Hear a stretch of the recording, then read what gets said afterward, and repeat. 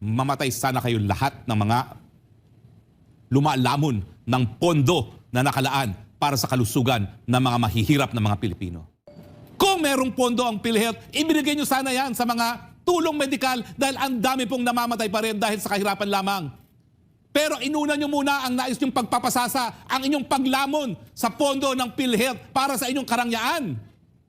Mahiya kayo dahil yan pong salaping yan po'y nakalaan para sa kalusugan ng bayan, hindi po yan para lapain ng mga politiko.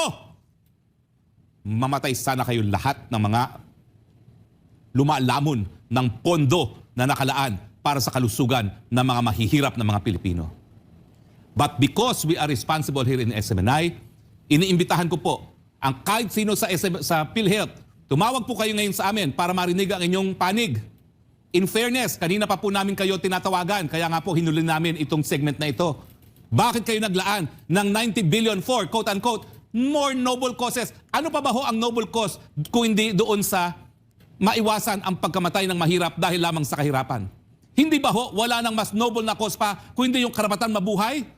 Dahil napakadami pong namamatay dahil hindi lang nila kaya magpagamot?